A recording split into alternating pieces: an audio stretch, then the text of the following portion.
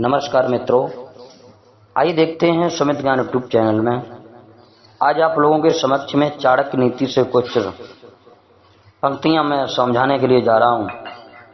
कहते हैं, वह विद्वान जिसने असंख्य किताबों का अध्ययन बिना सतगुरु के आशीर्वाद से कर लिया, वह विद्वानों की सभा में एक सच्चे विद्वान के रूप में नहीं चमकता है। उसी प्रकार जिस प्रकार एक नाजायज औलाद को दुनिया में कोई प्रतिष्ठा हासिल नहीं होती, हमें दूसरों से जो मदद प्राप्त हुई है उसे हमें लौटाना चाहिए। उसी प्रकार यदि किसी ने हमसे यदि दुष्टता की है तो हमें भी उससे दुष्टता करनी चाहिए। ऐसा करने में कोई पाप नहीं है।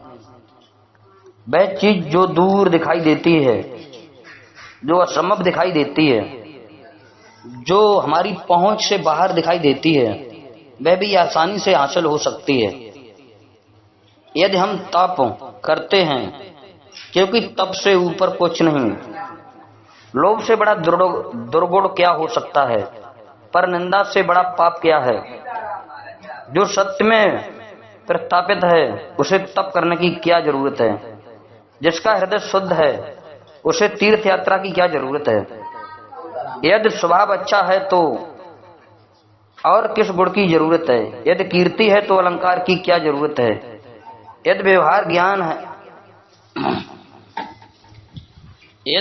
ज्ञान है तो दौलत की क्या जरूरत है। और यदि अपमान हुआ है तो मृत्यु से भयंकर नहीं है क्या। समुद्र ही सभी रत्नों का भंडार है। वह शंख का पिता है। देवी लक्ष्मी शंख की बहन है, लेकिन दर दर पर भीख मांगने वाले हाथ में शंख लेकर घूमते हैं। इससे यह बात सिद्ध होती है कि उसी को मिलेगा जिसने पहले दिया है। जब आदमी में शक्ति नहीं रह जाती, वह साधु हो जाता है। जिसके पास दौलत नहीं होती वह ब्रह्मचारी बन जाता है, रुग्ण भगवान का भक्त हो जाता है। जब औरत बूढ़ी होती है तो पति के प्रति समर्पित हो जाती है। सांप के दंश में विष होता है, कीड़े के मुंह में विष होता है, बिच्छू के डंक में विष होता है, लेकिन दुष्ट व्यक्ति तो पूर्ण रूप से विष से भरा होता है। जो स्त्री अपने पति की सम्मति के बिना व्रत रखती है और उपवास करती है, वह उसकी आयु घटाती है और खुद नरक में जाती है। स्त्री दान देकर, उपवास रखकर और पवित्र जल का पान करके पावन नहीं हो सकती। वह पति के चरणों को धोने से और ऐसे जल का पान करने से शुद्ध होती है। एक हाथ की शोभा गहनों से नहीं, दान देने से है। चंदन का लेप लगाने से नहीं, जल से नहाने से निर्मलता आती है। एक व्यक्ति भोजन खिलाने से नहीं, सम्मान देने से संतुष्ट होता है। मुक्ति खुद को सजाने से नहीं होती, आध्यात्मिक ज्ञान को जगाने से होती है। टुंडी फल खाने से आदमी की समझ खो जाती है, बच मूल खिलाने से लौट आती है। औरत के कारण आदमी की शक्ति खो जाती है, दूध से वापस आती है। जिसमें सभी जीवों के प्रति परोपकार की भावना है, वह सभी संकटों पर मात करता है और उसे हर कदम पर सभी प्रकार की संपन्नता प्राप्त होती है। वह इंद्र के राज्य में जाकर क्या सुख भोगेगा, जिसकी पत्नी प्रेम भाव रखने वाली और सदाचारी है, जिसके पास में संपत्ति है, जिसका पुत्र सदाचारी और अच्छे गुण वाला है, जिसको अपने पुत्र द्वारा पौत्र हुए हैं।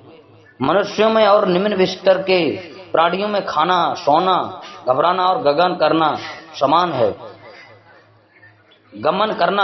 समान है। मनुष्य अन्य प्राणियों से श्रेष्ठ है तो विवेक ज्ञान की बदौलत। इसलिए जिन मनुष्यों में ज्ञान नहीं वे पशु हैं। यदि मद मस्त हाथी अपने माथे से टपकने वाले रस को पीने वाले भंवरों को कान हिलाकर उड़ा देता है तो भंवरों का कुछ नहीं जाता। वे कमल से भरे हुए तालाब की ओर खुशी से चले जाते हैं। हाथी के माथे का श्रृंगार कम हो जाता है। ये आठों कभी दूसरों का दुख नहीं समझ सकते। राजा, ये 8 व्यक्ति कभी दूसरे का दुख नहीं जानते। कौन कौन है वो? राजा, वैश्या, यमराज, अग्नि, चोर, छोटा बच्चा, भिखारी और कर वसूल करने वाला। केतकी पुष्प